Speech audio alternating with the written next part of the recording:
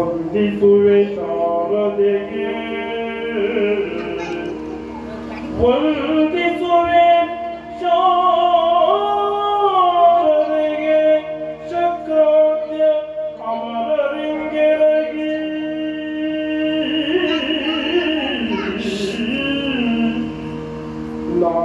ಆದಿಯೋರ್ವರ ವ್ಯಾಸ ಮುನಿ ಪದದ್ವಂದ್ವ ಕಾಲಕನಾಗಿ ನಾದಿಯೋರ್ವರ ವ್ಯಾಸ ಮುನಿ ಪದದ್ವಂದ್ವ ಕಾಲಕನಾಗಿ ಕವಿಗಳ ಸನ್ನಡಿಗ ಬಲವನ್ನು ಬೇಡನೆ ಕಥಾಮದ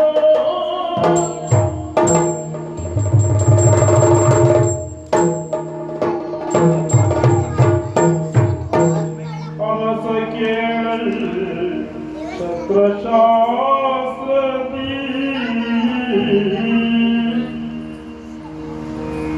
ಪರಮ ಪರಿಣತನಾದ ದ್ರೋಣನು ಸರಳ ಮನೆಯುತ್ತಿರುವ ಬಡತನದ ಸಮ ಬೇಗೆಯಲ್ಲಿ ಸರಳ ಮೊನೆಯಂತಿರುವ ಬಡತನದ ಸಮ ಬೇಗೆಯಲ್ಲಿ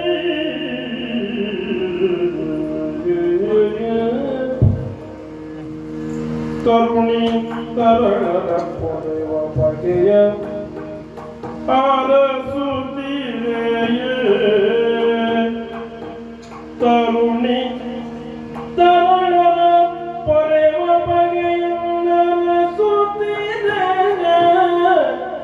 ಪಾಂಚಾಲಪುರದ ಜನುಬಗನ ನೆನೆದು ನಡೆದನು ಸಕಲವರಿಗಾಗಿ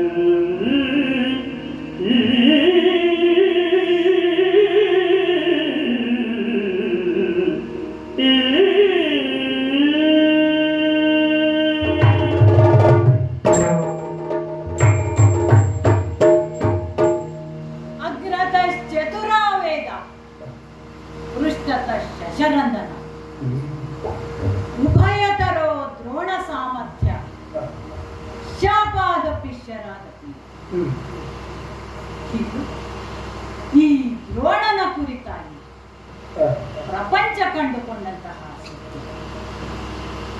ಶಸ್ತ್ರದಲ್ಲೂ ಶಾಸ್ತ್ರದಲ್ಲೂ ಪಾರಂಗತನೇ ಆದರೂ ಈ ಬದುಕಿನಲ್ಲಿ ಸೋತವ ಸ್ವಾಮಿ ದ್ರೋಣ.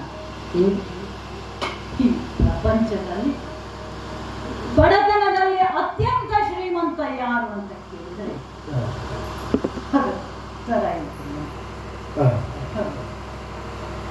ಅನ್ನಕ್ಕೆ ಗತಿ ಇಲ್ಲ, ಧರಿಸುವುದಕ್ಕೆ ಮೈ ತುಂಬ ಬಟ್ಟೆ ಇಲ್ಲ, ಗಂಡಿದ ದಾರಿಗೆ ಸರಳ ಮೊನೆಯಂತೆ ಇರುವ ಬಡ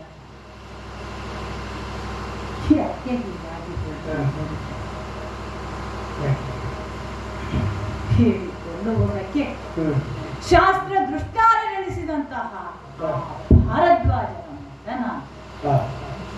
ಒಮ್ಮೆ ಅಪ್ಸರ ಸ್ತ್ರೀಯಾದಂತಹ ಘೃತಾಚಿಯನ್ನ ಕಂಡ ಭಾರದ್ವಾಜನಿಗೆ ಶಕ್ತಿಪಾತವಾಯಿತು. ಮಹಾತ್ಮರ ರೇತಸ್ಸು ವ್ಯರ್ಥವಾಗಬಾರದು ಅಂತ ಅದನ್ನ ದ್ರೋಣದಲ್ಲಿಟ್ಟು ಸಂರಕ್ಷಿಸಿದೆ. ಹಾಗಾಗಿ ನಾನು ದ್ರೋಣನ ಕುಂಭದಲ್ಲಿ ಬೆಳೆದದ್ದಕ್ಕಾಗಿ ಕುಂಭ ಸಂಭವ ಎನಿಸಿ ಪ್ರಾಥಮಿಕ ವಿದ್ಯಾಭ್ಯಾಸವನ್ನ ತಂದೆಯವರಾದಂತಹ ಭಾರದ್ವಾಜರಲ್ಲಿ ಮಾಡಿ ಮುಗಿಸಿದ್ದಾರೆ. ಹೆಚ್ಚಿನ ವಿದ್ಯಾಭ್ಯಾಸವನ್ನು ಕಲಿತು ನನ್ನ ಚಿಕ್ಕಪ್ಪನವರಾದಂತಹ ಅಗ್ನಿವೇಶ್ವರ ಗುರುಕುಲದಲ್ಲಿ ಶಾಸ್ತ್ರಾಭ್ಯಾಸಗಳನ್ನು ಮಾಡಿ ವಿದ್ಯಾಸ್ನಾತಕನ ಪ್ರಾಯ ಸಮರ್ಥನಾದ ನನಗೆ ಹಿರಿಯರು ವಿವಾಹವನ್ನು ಶರತ್ವಂತ ಎಂಬ ಮಹಾತ್ಮನ ಮಗಳಾದಂತಹ ಕೈಯನ್ನು ಹೋಲಿಸಿ, ನೀನಿನ್ನು ಸ್ವತಂತ್ರನಾಗಿ ಬದುಕಬೇಕಪ್ಪ ಅಂತ ಹೇಳ್ತೇನೆ. ನನ್ನನ್ನೇ ನಂಬಿ ಬಂದವಳಲ್ಲಿ ಮಡಲಿದ್ದೆ. ಅವಳನ್ನು ಕಟ್ಟಿಕೊಂಡು ಎಲ್ಲಿಗೆ ಹೋಗಲಿ, ಹೇಗೆ ಬದುಕಲಿ ಹೇಳಿ. ಇರುವಾಗ ಮಗ ಅಶ್ವತ್ಥಾಮನು ಜನಿಸಿದ. ಶಾಸ್ತ್ರ ಎಂಬುದು ಮುಖೋದ್ಗತವಾಗಿದೆ, ಶಸ್ತ್ರ ಕರಗತವಾಗಿದೆ. ಹಾಗೆ ಇದು ನನ್ನ ಬಡತನಕ್ಕೆ ಉತ್ತರ ಅಲ್ವಲ್ಲ. ಸ್ವತಂತ್ರವಾದ ಗುರುಕುಲವನ್ನಾದರೂ ಮಾಡಿ ಒಂದು 4 ಜನರಿಗೆ ವಿದ್ಯೆ ಹೇಳಿಕೊಡೋಣವೇ. ಅಗ್ನಿವೇಶದ ಮಹಾವಿದ್ಯಾಲಯ ಇರುವಾಗ ಈ ಬಡ ದ್ರೋಣನ ವಿದ್ಯಾಲಯಕ್ಕೆ ಯಾರು ಬರ್ತಾರೆ? ಅಪಾತ್ರರಿಗೆ ಶಾಸ್ತ್ರಾಭ್ಯಾಸ ಮಾಡಿಸುವಾಗಿಲ್ಲ. ಕ್ಷತ್ರಿಯರು ಶಸ್ತ್ರಾಭ್ಯಾಸ ಮಾಡುವುದಕ್ಕೆ ಬರುವುದಿಲ್ಲ. ಹಾಗಾಗಿ ವಿದ್ಯೆ ಬದುಕಿಗೆ ದಾರಿ ತೋರಿಸುವುದಿಲ್ಲ ಅಂತ ಸ್ನಾತಕ ದ್ರೋಣ ಹೋಗಿ ಈ ಬದುಕಿನಲ್ಲಿ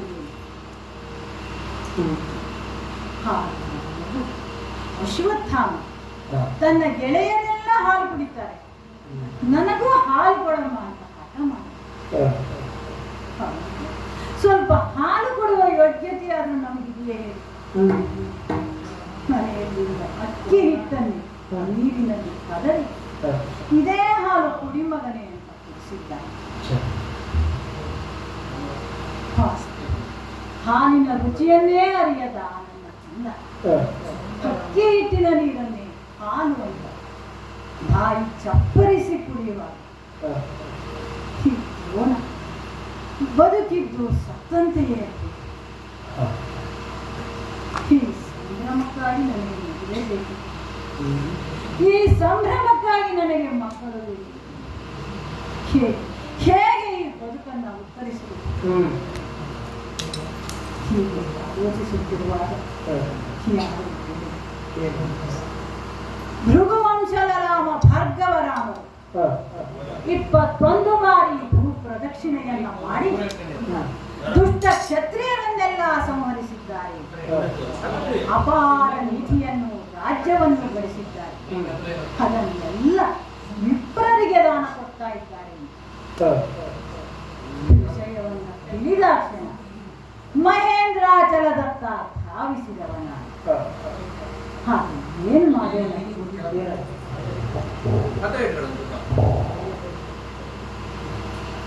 ಸರತಿಯ ಸಾಲಿನಲ್ಲಿ ಕಟ್ಟ ಕಡೆಯವನಾಗಿ ನಿಂತು ಕೈ ಒಡ್ಡುವಾಗ ದ್ರೋಣ ಎಲ್ಲ ಮುಗಿಯಿತಪ್ಪ ಅಂತ ಪರಶುರಾಮರೂ ಕೈ ಬಿಟ್ಟು ಮತ್ತೆ ಹೊಸದಾಗಿ ಹೇಳಬೇಕ ನಾನು ಹಾಕಿ ಸಮುದ್ರಕ್ಕೆ ಮೊಣಕಾಲುತ್ತಂದು ಸರಿ ಬಿಸಿಲಿದ್ದ ನನ್ನನ್ನು ತಂದು ಆ ಭಾರ್ಗವ ರಾಮರು ದ್ರೋಣ ನೀನು ಬರಿಗೈಯಲ್ಲಿ ಮರಳುವುದು ಬೇಡಪ್ಪ, ನನ್ನಲ್ಲಿ ಸಾಕಷ್ಟು ಮಂತ್ರಾಸ್ತ್ರಗಳಿವೆ, ಅದನ್ನೇ ನಿನಗೆ ಉಪದೇಶಿಸ್ತೇನೆ ಅಂತ ಮಂತ್ರಾಸ್ತ್ರಗಳ ಉಪದೇಶವನ್ನೇನು ಮಾಡಿದ್ರು ಹಾಗೆ ಇದೊಂದು ನನ್ನ ವಿದ್ಯಾ ಪದವಿಗೆ ಒಂದು ಗಡಿಯಾಯ್ತೇ ಇಲ್ಲ, ನನ್ನ ಹಸಿವಿಗೆ ಮುಂದೇನು ಎಂಬ ಪ್ರಶ್ನೆ ಹಾಗೆಯೇ ಉಳಿಯುತ್ತದೆ. ಮಾಡಿದ ಮೊಗವನ್ನು ಹೊತ್ತು ಬರೀ ಗೈಯಲ್ಲಿ ಮರಳಿದ ನನ್ನನ್ನ ಮಡದಿ ಕೃಪೆ ಸಮಾಧಾನಗೊಳಿಸಿ ಅವಳೇ ನನಗೆ ನೆನಪಿಸಿದೆ, ನಿಮ್ಮ ಬಾಲ್ಯದ ಗೆಳೆಯ ದೃಪದ ಇದ್ದಾನಲ್ಲ, ಅವನಲ್ಲಿ ನೀವು ಯಾಕೆ ಸಹಾಯ ಕೇಳಬಾರ್ದು? ಹೌದಲ್ಲ ಸ್ವಾಮಿ, ನಾನು ಮರೆತೇ ಬಿಟ್ಟಿದ್ದೆ. ನನ್ನ ಬಾಲ್ಯದ ಒಡನಾಡಿ, ನನ್ನ ಸಹಪಾಠಿ, ಪಾಂಚಾಲದ ಅಧಿಪತಿ ದೃಪದ, ನಾವಿಬ್ಬರು ಒಂದೇ ಗುರುಕುಲದಲ್ಲಿ ಒಟ್ಟಿಗೆ ಓಡಿದವರಲ್ಲಿ. ಅವನಾದರೂ ಒಬ್ಬ ರಾಜಕುಮಾರ, ಅವನಿಗೆ ವಾಸಿಸುವುದಕ್ಕೆ ಅರಮನೆಯೇ ಮನೆ. ಆದರೆ ನಾನು ಹಾಗಲ್ಲ ಸ್ವಾಮಿ, ನಾನೊಬ್ಬ ಬಡ ಬ್ರಾಹ್ಮಣ, ನನಗೆ ಎಲೆಮನೆಯೇ ಮನೆ, ಪರ್ಣಕುಟಿ. ನನಗೆ ಹಾಸುವುದಕ್ಕೆ ಹುಲ್ಲು ತರುಕೆ ಆದರೆ ಆತನಿಗೆ ಹಂಸ ತೂಲಿಕಾದ. ನನಗೆ ಈ ದೇಹವನ್ನು ಮುಚ್ಚಲು ಒಂದು ಉತ್ತರೀಯವಾದರೆ ಈ ಲೋಕದ ಜನರ ಹಸಿವೆಗೆ ಉತ್ತರವನ್ನು ಕೊಡುವ ಆತನಿಗೆ ಚಿನ್ನದ ಕವಚ, ಚಿನ್ನದ ಕವಚವನ್ನು ಅವಚಿಕೊಂಡು ಚಿನ್ನದ ಚಮಚದಲ್ಲಿ ಉಣ್ಣುವ ನನ್ನ ಮಿತ್ರ ಎಷ್ಟು ಅದೃಷ್ಟವಂತ. ಈ ಬಡ ಗೆಳೆಯನನ್ನ ಆತ ಮರೆತಿರಲಾಗಲಿಲ್ಲ. ಈ ಪ್ರಪಂಚದಲ್ಲಿ ಬಂಧು ಬಾಂಧವರು ನಮ್ಮನ್ನ ಮರೆಯಬಹುದು, ಊರಿನ ನೆರೆಕೆರೆಯವರು ನಮ್ಮ ಕೈ ಬಿಡಬಹುದು. ಆದರೆ ಪ್ರಾಣಕ್ಕೆ ಪ್ರಾಣ ಕೊಡುವವರು ನಮ್ಮ ಆತ್ಮೀಯ ಮಿತ್ರರೇ ಅಲ್ಲದೆ. ಅಂಧಕಾರದಲ್ಲಿ ಮುಳುಗಿರುವ ಈ ದ್ರೋಣನ ಬದುಕಿಗೆ ದುರ್ಬಲನ ಬೆಳಕಿನ ಸ್ವರ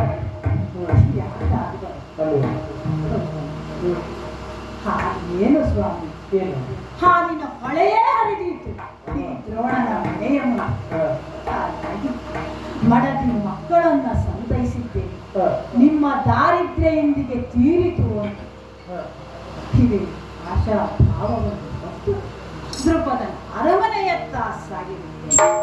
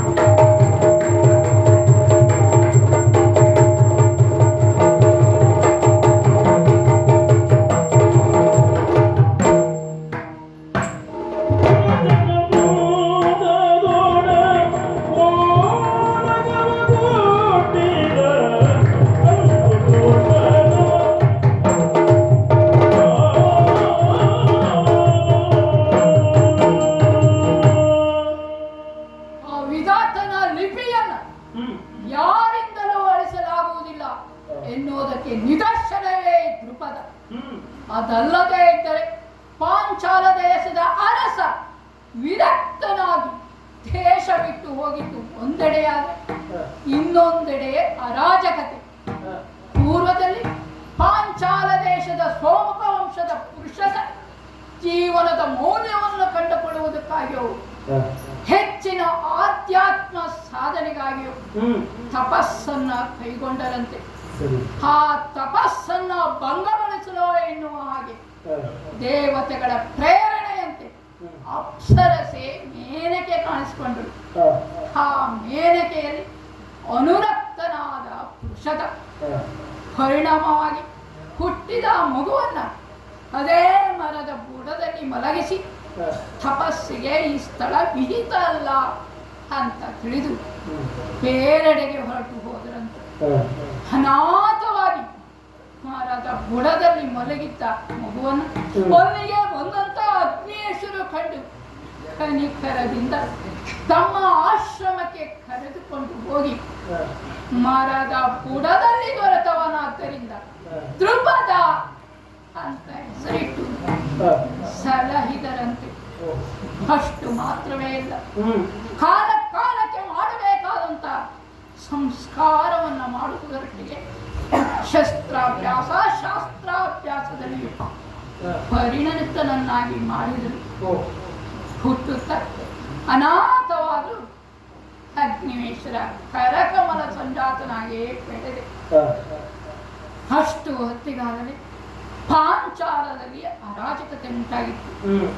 ಅಲ್ಲಿನ ಅರಸನ ಮಗನಾದೆ, ನೀನೇ ಮಹಾರಾಜನಾಗಬೇಕು ಅಂತ ಮಂತ್ರಿಗಳು ಪುರಜನರು ತಂದೆಯಿಂದ ಬರಿದಾಗಿದ್ದಂತಹ ಸಿಂಹಾಸನದಲ್ಲಿ ನನ್ನನ್ನು ಕುಳ್ಳಿರಿಸಿ ಸರ್ವ ಸಮ್ಮತದಿಂದ ಅರಸ ಅಂತ ಒಪ್ಪಿದರು. ಹೀಗೆ ಅರಾಜಕತೆಯಿಂದ ಕೂಡಿದ್ದ ನಾಡು ಮತ್ತೆ ನನಗೇ ದತ್ತದೆ ಅಂತಾದ್ರೆ ಅದು ವಿಧಿಲಿಖಿತವಲ್ಲದೆ ಮತ್ತಿನ್ನೇನು. ದೇಶದ ಸರ್ವತೋಮುಖ ಏಳಿಗೆಗಾಗಿ ಪ್ರಾಮಾಣಿಕವಾದ ಮಂತ್ರಿಗಳು ಪುರಜನರು ಕಾಲ ಕಾಲಕ್ಕೆ ಸಲಹೆ ಸೂಚನೆಗಳನ್ನು ಕೊಡುವಂತಹ ಹಿರಿಜನರು ಇರುವಾಗ ಈ ನಾಡು ನನ್ನಿಂದ ಅಭಿವೃದ್ಧಿ ಹೊಂದದೇ ಇರ್ತದೆ.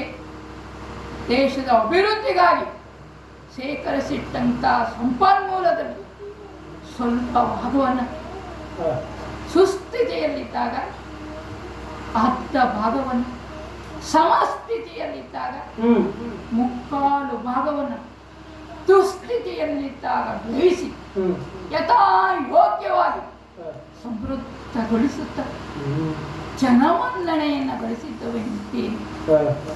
ಪ್ರತಿದಿನವೂ ಓಲಗ ಕೊಡುವಂತಹ ಪರಿಪಾಠವನ್ನು ಇರಿಸಿಕೊಂಡಿದ್ದೇನೆ. ಪ್ರತಿದಿನದಂತೆ ಇಂದೂ ಸಹ ದೇಶದ ಆಗು ಹೋಗುಗಳನ್ನು ಚರ್ಚಿಸುವುದಕ್ಕಾಗಿ ಸೇರಿದಂತಹ ಸಭೆಗೆ ಯಾರೋ ಆಗಂತಕರು ಆಗಮಿಸಿದ್ದಾರೆ ಅಂತ ಹೇಳಿ ತಿಳಿದಿದ್ದೇನೆ. ಸಾಮಾನ್ಯವಾಗಿ ನಮಗಿಂತಲೂ ಶ್ರೇಷ್ಠರು ಸಭೆಗೆ ಆಗಮಿಸಿದರೆ ಪೀಠವೇ ಎದ್ದು ಬಂದು ಗೌರವಿಸಬೇಕಾಗ್ತದೆ. ಬಂದಂತ ವ್ಯಕ್ತಿಯೇ ತಾ ಬಂದ ಕಾರಣವೇನು ಎನ್ನುವುದನ್ನು ನಿವೇದಿಸಿಕೊಳ್ಬೇಕಾಗ್ತದೆ. ಬಹುಶಃ ಇದು ಎರಡನೇದು ಅಂತ ಅನಿಸ್ತಾ ಇದೆ. ನೋಡೋಣ, ಅವರೇ ಇತ್ತ ಕಡೆಗೆ ಬರ್ತಾ ಇದ್ದಾರಲ್ಲ.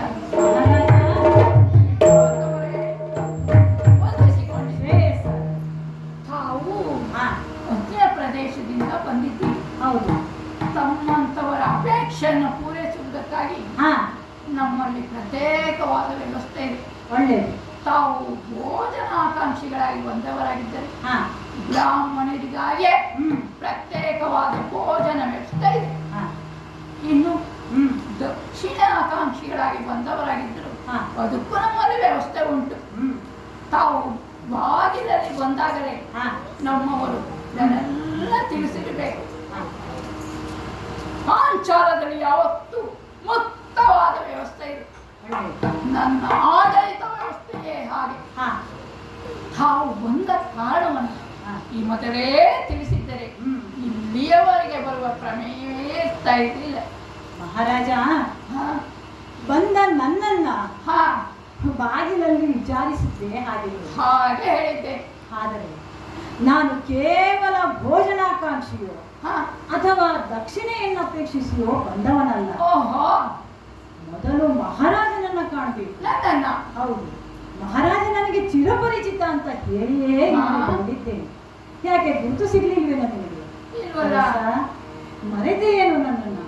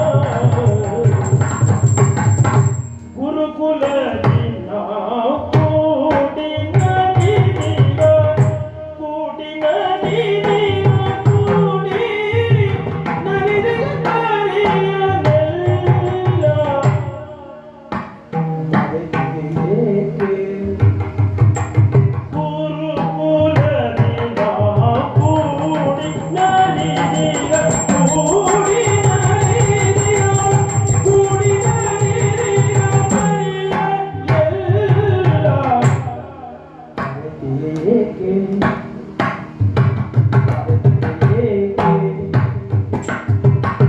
ಅರಸ ಮರೆತಿಯೇ ಏಕೆ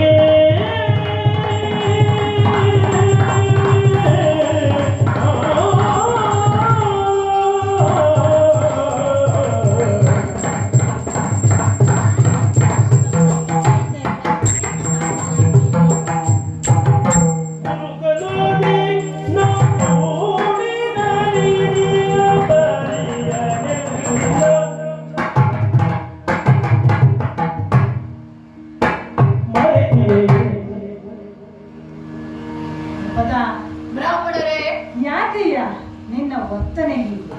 ಹೇಗೆ? ಅದಿಲ್ಲದಿದ್ರೆ ನಾವು ಎಷ್ಟೇ ದೊಡ್ಡವರಾಗಿರಲಿ, ಹಾ, ನಮ್ಮ ಬೆಳವಣಿಗೆ ಹೇಗೆ ಆಗಲಿ, ಹ್ಮ್, ನಮ್ಮ ಬಾಲ್ಯವನ್ನು ನಾವು ಮರೆಯೋದಿಲ್ಲವಷ್ಟೇ. ಹಾ, ಒಮ್ಮೆ ಮರೆತೆ ಹೋಗ್ತಿಟ್ರು. ಹಾ, ಆಮೇಲೆ ನಮ್ಮ ನಡೆನುಡಿಯಿಂದಲೂ ಸ್ವರದಿಂದಲೂ ಹಾ, ಗುರುತು ಸಿಕ್ಕೇ ಸಿಗ್ತದೆ. ಹಾ, ಆದ್ರೆ ನೀನು ಗುರುತು ಸಿಕ್ಕಿಲ್ಲ ಅಂತ ಹೇಳ್ತಾ ಇದ್ದ. ಹೌದು, ಒಮ್ಮೆ ನೆನಪಿಸಿಕೊಳ್ಳಯ್ಯ ಹಾ, ನಮ್ಮೀರುವರ ಬಾಲ್ಯವನ್ನ, ಹ್ಮ್, ನಾವು ಬೆಳೆದಂತಹ ಆ ಗುರುಮಠ, ಹಾ, ಒಟ್ಟಿಗೆ ಕೂಡಿ ನಡೆಸಿದ ಆಟ ಪಾಠಗಳು, ಹಾ, ಇದನ್ನೆಲ್ಲ ನೀನು ನೆನಪಿಸು. ಹ್ಮ್, ನಾವೀರ್ವರು ಅಗ್ನಿವೇಶರ ಕರಕಮಲ ಸಂಜಾತರಾಗಿ ಬೆಳೆದವರಲ್ವೇನು?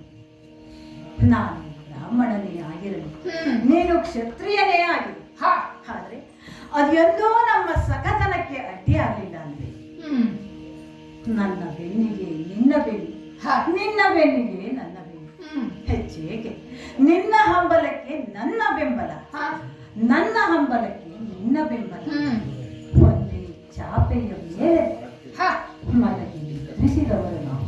ಹೋ, ಒಂದೇ ತುತ್ತು ಅನ್ನವನ್ನು ಹಂಚಿಸಿದ್ದಾರೆ. ಹ್ಮ್, ನೆನಪಾಗ್ತಿಲ್ಲ ನನಗೆ. ಒಮ್ಮೆ ನೆನಪಿಸಿಕೊಳ್ಳಬಾರ್ದೇನೋ ನೀನು? ನೆನಪು ಆಗ್ಲಿಲ್ವೇ ಅಂತ ಗೆಸ್ಟ್ ಆಯ್ತೀರಿ. ಹಾ. ಬ್ರಾಹ್ಮಣೋತ್ತಮರೇ, ಹಾ. ನೆನಪಾಗುವುದಕ್ಕೆ ಹಾ. ಸತ್ಯ ಇದ್ದರೆ ಅಷ್ಟೇ. ಹಾ? ನಾನು ಹಾ. ಅಗ್ನಿವೇಶರ ಶಿಷ್ಯ ಹೌದು, ಮತ್ತೆ? ಹಾಗಂತ ಹಾ. ನಿಮ್ಮ ನೆನಪು ನನಗಿಲ್ಲ. ಓ.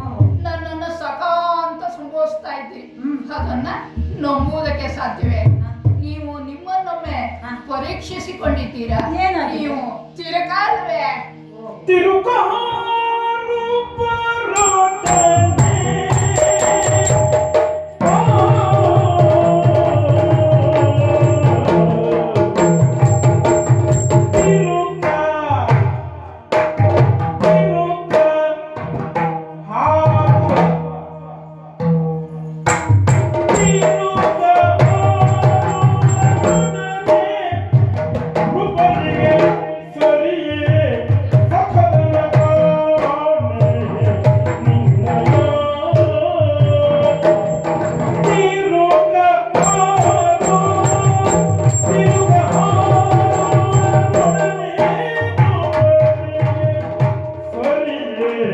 ಸಖತ್